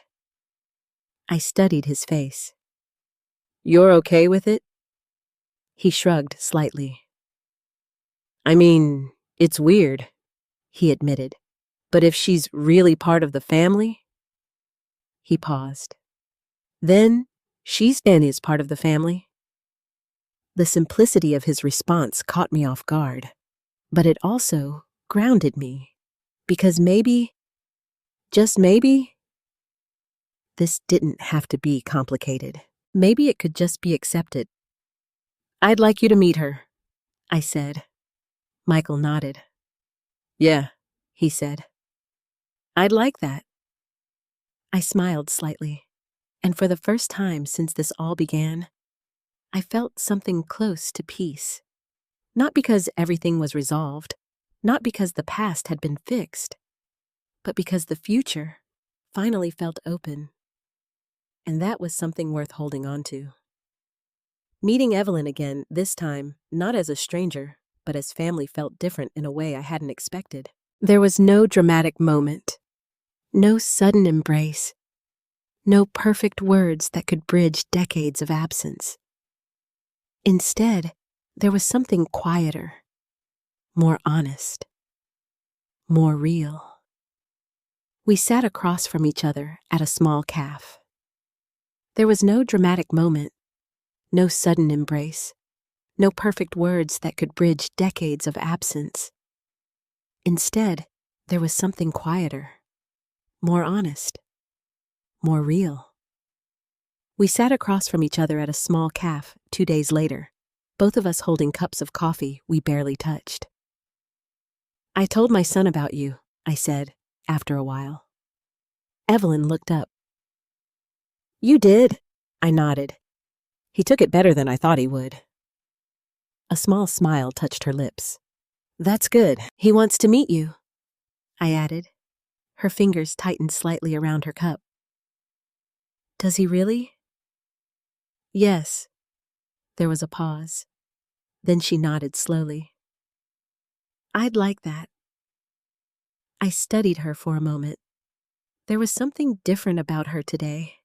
Not lighter exactly, but more grounded, like she had accepted something she had been searching for her whole life. I didn't sleep much after we read that letter, she admitted. I let out a quiet breath. Neither did I. She looked at me carefully. I kept thinking about him, she said. About what his life must have been like after all of that. I nodded. I did too. And I kept asking myself. She hesitated, her voice softer. Now did he ever think about me? The question lingered between us. Heavy. Familiar. I didn't answer right away. Instead, I reached into my bag and pulled out one of the letters I had brought with me. I want you to read this, I said. She took it carefully, her eyes scanning the first few lines. I watched her expression change slowly, soften, break. He did, I said quietly. All the time. She covered her mouth with her hand, tears filling her eyes again.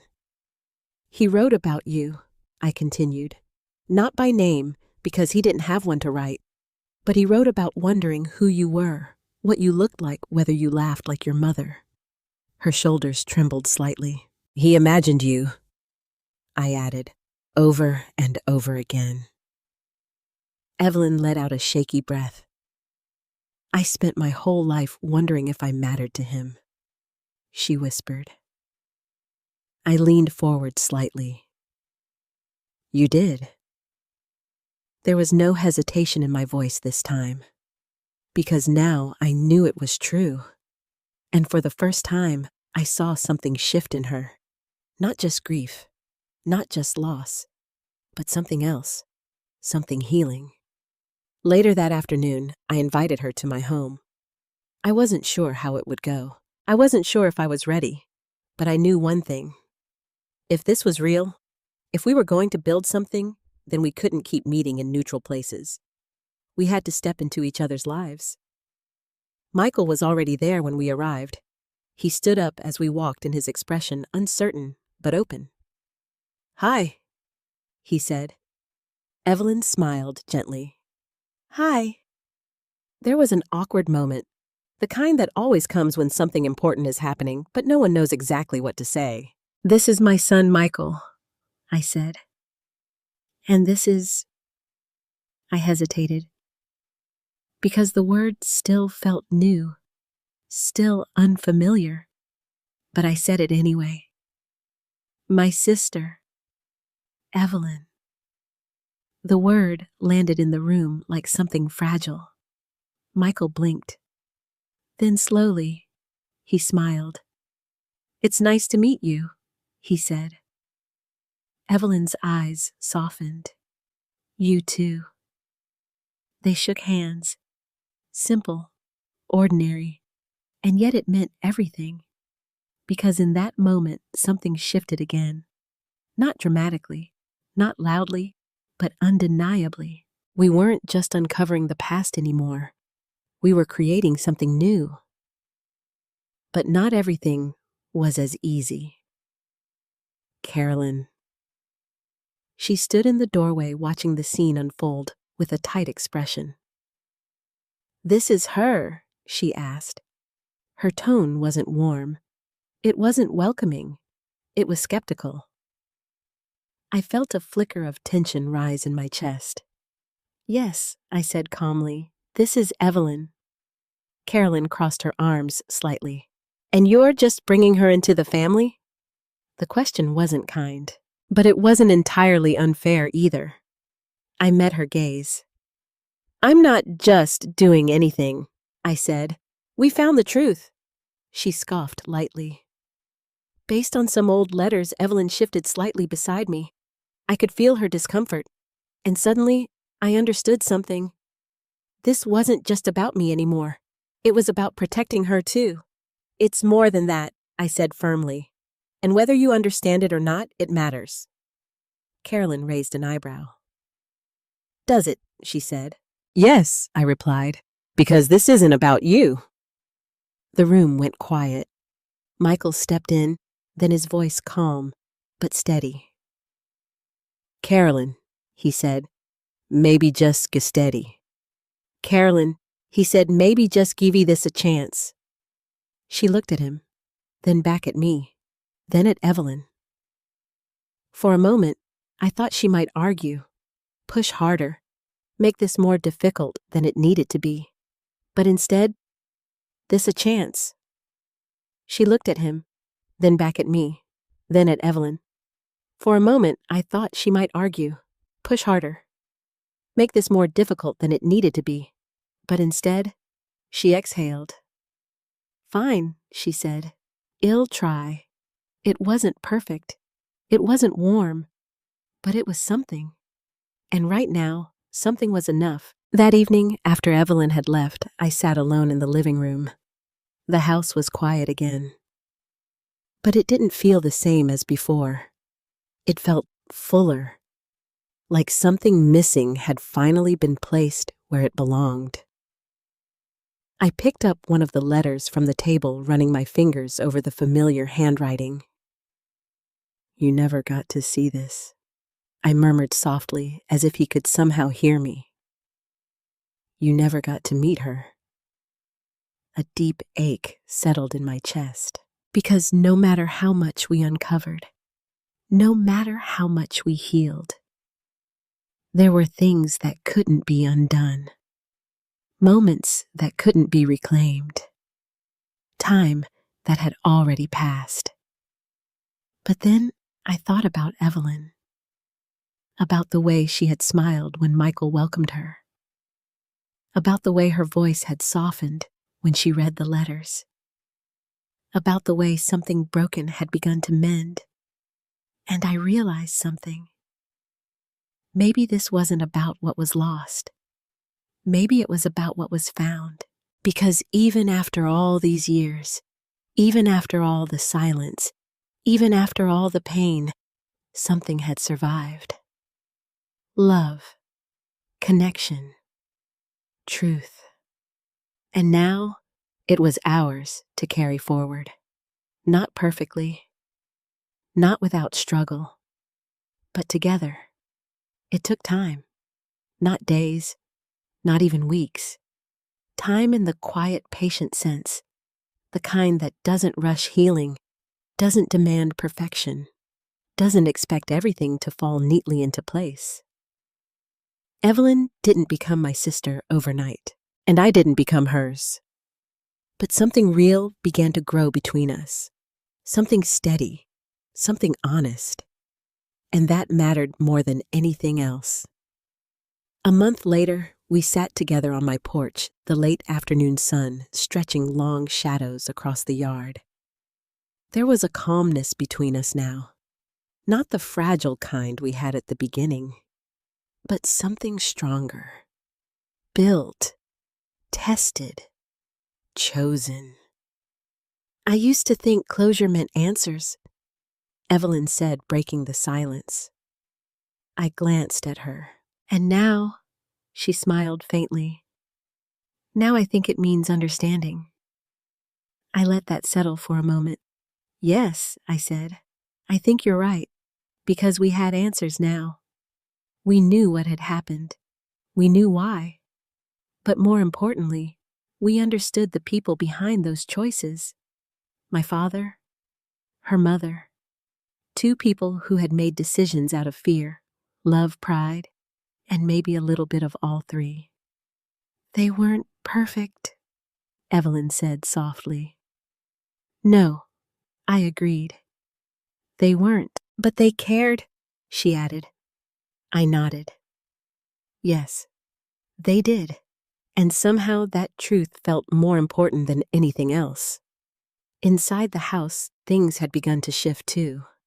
Michael had taken to calling Evelyn every few days, checking in, asking questions, trying to piece together this new part of his life. It wasn't forced. It wasn't awkward anymore. It was natural. Carolyn, on the other hand, had taken longer. She still kept her distance at first, her skepticism lingering in the way she spoke, the way she watched. But something changed the day Evelyn brought over a photo. It was an old one, black and white, slightly faded. A picture of her mother, standing in front of a small house, smiling softly at the camera. Carolyn had taken the photo, studied it for a long moment, and then looked at Evelyn again. You have her eyes, she said. Evelyn smiled gently. I've been told that. That was the moment something softened. Not completely, but enough. And sometimes enough is where healing begins. As for me, I found myself returning to the coat. Not the physical one. It had been carefully cleaned and returned, now hanging once again in my closet. But the meaning of it. Because for years I had believed it was just a symbol of my father. A memory. A connection to someone I had lost. But now it was something more. It was a bridge between two lives, between two stories, between two daughters who had spent decades not knowing about each other. I stood in front of my closet one evening, my fingers brushing against the sleeve of the coat. It felt the same, worn, familiar, but I wasn't the same person touching it. Thank you, I whispered softly. Not just for the memories, but for the truth, because without it, none of this would have happened. Later that night, I sat at my desk, a blank piece of paper in front of me. I hadn't written a letter in years, not a real one, but something inside me felt compelled to try, to say something to someone who would never read it.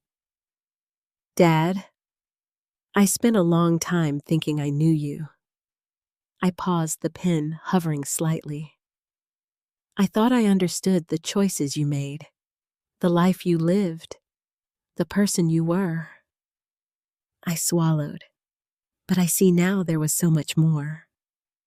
A tear slipped down my cheek, but I didn't stop writing. You carried something quietly, something heavy, something unfinished. I took a slow breath. I wish you could see what happened. I wish you could see her. My hand trembled slightly. She's kind, thoughtful, strong. I think you would be proud of her. I smiled faintly. I know I am. The words felt right, honest, complete. We're going to try, Dad, to build something from what was lost, to honor what you couldn't finish. I set the pen down for a moment, letting the silence settle. Then I added one final line, and I forgive you.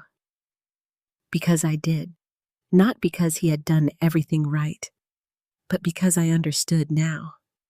He had done what he believed he had to, and sometimes that's all any of us can do. A few days later, Evelyn came by again. We sat together in the living room, the letters spread out between us once more. Not as evidence, not as a mystery, but as something else. A story. Our story. Do you ever think about what it would have been like? She asked suddenly. What if things had been different, she said. If he had come back. If we had known each other growing up. I thought about it for a moment. About the possibilities, the alternate paths, the lives we could have lived. Then I shook my head gently. No, I said.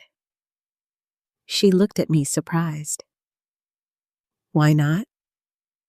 Because then we wouldn't be here, I said. She frowned slightly. I don't understand. I smiled softly. We wouldn't be sitting here choosing this, choosing each other. The realization settled slowly over her face. And then, she smiled. You're right, she said, because this wasn't something we were given. It was something we were building. From truth, from loss, from love. And maybe that made it even more meaningful. As the sun began to set outside, casting a warm glow through the windows, I looked at Evelyn, my sister, and felt something I hadn't expected to feel at the start of all this. Not just closure, not just understanding, but gratitude. For the coat, for the letters, for the truth, and for the chance to begin again. After everything Jacqueline Morrison uncovered, one truth stands above the rest. Sometimes the people we think we understand the most are carrying stories we never imagined. Life isn't always about perfect choices or clear paths. It's about imperfect decisions made in complicated moments and the love that still exists within them. This story reminds us that truth may be buried, delayed, or even hidden by those who believe they're protecting us. But when it finally comes to light, it gives us something powerful, the chance to heal, to reconnect, and to rewrite what comes next. If you've ever discovered something about your family that changed how you see the past, I'd truly love to hear your story. Share your thoughts, your feelings, or even where you're watching from, and what time it is for you right now. And if this story touched, you don't forget to like and subscribe, because sometimes the stories we tell each other are the ones that help us understand our own lives the most.